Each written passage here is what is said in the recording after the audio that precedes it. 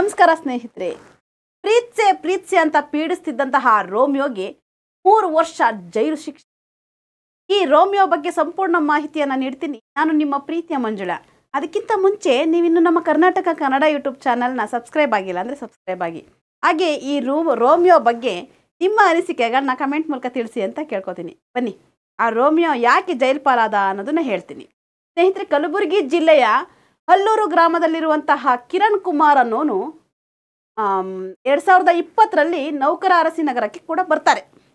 ಕಮ್ಮಿ ಇದರಲ್ಲಿ ಅವರಿಗೆ ಒಂದು 22 ವರ್ಷ ಆಗಿರ್ಬೋದು ಕಿರಣ್ ಕುಮಾರ್ ಅನ್ನೋರಿಗೆ.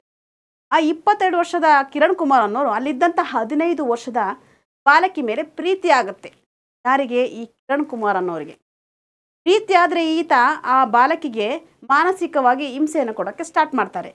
ರೋಸ್ ಇಟ್ಕೊಂಡು ನಾನು ಪ್ರೀತಿಸ್ತಾ ಇದ್ದೀನಿ ಆಕೆ ಹಿಂದೆ ಹೋಗಿ ಆಕೆಗೆ ಪ್ರಪೋಸ್ ಮಾಡೋದು, ಮತ್ತು ಆಕೆ ಹೋದಂಥ ದಾರಿಯಲ್ಲಿ ಈತ ಹಿಂದೆಯಿಂದ ಹೋಗಿ ಆಕೆಗೆ ಮಾನಸಿಕವಾಗಿ ಪ್ರಪೋಸ್ ಮಾಡೋದಾಗಿರ್ಬೋದು. ಮತ್ತು ಫೋನಲ್ಲಿ ಆಕೆಗೆ ಚಿತ್ರ ತೋರಿಸಿ ಭಾವಚಿತ್ರಗಳನ್ನ ತೋರಿಸಿ ಆಕೆ ಮಾನಸಿಕವಾಗಿ ಆಕೆಗೆ ಹಿಂಸೆ ಕೊಡ್ತಾ ಇದ್ದ. ಅಷ್ಟೇ ಅಲ್ಲ, ಅಂಗಡಿ ಮುಂದೆ ನಿಂತು ಆಕೆಗೆ ಜೋರಾಗಿ ಹಾಡು ಹೇಳೋದು, ಈ ಥರ ಎಲ್ಲ ಮಾಡ್ತಾ ಇದ್ದ.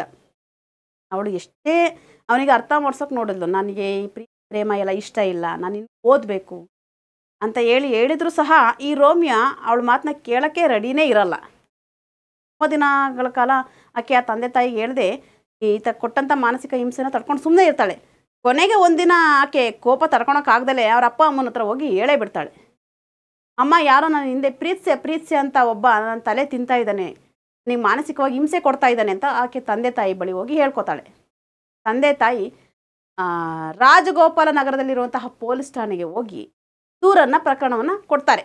ಅಲ್ಲಿದ್ದಂತಹ ರೋಹಿಣಿ ರೆಡ್ಡಿ ಮತ್ತು ಬಸವಲಿಂಗಪ್ಪ ಅನ್ನೋರು ಪ್ರಕರಣ ದಾಖಲೆ ಮಾಡಿ ಆತನನ್ನು ಕಿರಣ್ ಕುಮಾರ್ ಅನ್ನೋನ್ನ ವಿಚಾರಣೆಯನ್ನು ಮಾಡಿ ಕೋರ್ಟಿಗೆ ಸಬ್ಮಿಟ್ ಮಾಡ್ತಾರೆ. ಸಬ್ಮಿಟ್ ಮಾಡಿದ ಮೇಲೆ ಆ ಕಿರಣ್ ಕುಮಾರ್ ಅನ್ನೋರ ಪರವಾಗಿ KS ರೂಪಾ ಅನ್ನೋರು ವಾದವನ್ನು ಮಂಡಿಸ್ತಾರೆ. ಈ ಬಾಲಕಿ ಪರವಾಗಿ K ಕೃಷ್ಣವೇಣಿ ಅನ್ನೋರು ವಾದವನ್ನು ಮಾಡ್ತಾರೆ. ಇವರಿಬ್ಬರ ವಾದ ವಿವಾದವನ್ನು ನೋಡಿದಂತಹ ಅಲ್ಲಿದ್ದಂತಹ ನ್ಯಾಯಾಧೀಶರು ಒಂದು ತೀರ್ಪನ್ನು ಕೊಡ್ತಾರೆ. ಏನಪ್ಪ ಅಂತ ಹೇಳಿದ್ರೆ, ಆ ಕಿರಣ್ ಕುಮಾರ್ ಅವರಿಗೆ 3 ವರ್ಷ ಜೈಲು ಶಿಕ್ಷೆ ಮತ್ತು 50,000 ದಂಡವನ್ನು ಕಟ್ಟಬೇಕು. ಅಷ್ಟೇ ಅಲ್ಲ, ಬಾಲಕಿಗೆ ಪರಿಹಾರ ಧನವಾಗಿ 3 ಲಕ್ಷ ಹಣವನ್ನು ಕೊಡಬೇಕು ಅನ್ನೋದು ತೀರ್ಪಾಗುತ್ತೆ. ನೋಡಿದ್ರೆ, ಪ್ರೀತ್ಸೆ ಅಂತ ಹಿಂದೆ ಬಿದ್ದಂತಹ ರೋಮಿಯೋ ಈಗ ಜೈಲು ಪಾಲಾಗಿದ್ದಾನೆ.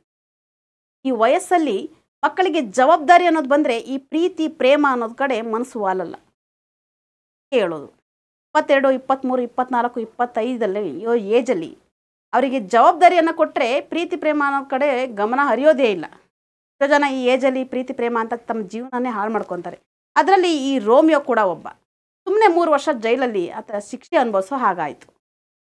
ಈ ರೋಮಿಯೋ ಬಗ್ಗೆ ನಿಮ್ಮ ಅನಿಸಿಕೆ ಏನು ಅನ್ನೋದನ್ನ ಬಗ್ಗೆ ನಮಗೆ ಕಮೆಂಟ್ ಮಾಡಿ ತಿಳಿಸಿ. ಹಾಗೆ ಮತ್ತಷ್ಟು ವಿಡಿಯೋಗಳನ್ನ ನಿಮ್ಮ ಕಣ್ಮುಂದೆ ತರ್ತೀನಿ. ನಾನು ನಿಮ್ಮ ಪ್ರೀತಿ. ಅಲ್ಲಿವರೆಗೂ ನೀವು ನಮ್ಮ ಕರ್ನಾಟಕ ಕನ್ನಡ ಯೂಟ್ಯೂಬ್ ಚಾನಲ್ನ ಸಬ್ಸ್ಕ್ರೈಬ್ ಮಾಡ್ತಾಯಿರಿ. ಹಾಗೆ ನಿಮ್ಮ ಅನಿಸಿಕೆಗಳನ್ನ ಕಮೆಂಟ್ ಮೂಲಕ ತಿಳಿಸಿ ಕೇಳ್ಕೊತೀನಿ. ನಾನಿನ್ನ ಬರ್ತೀನಿ. ಬಾಯ್.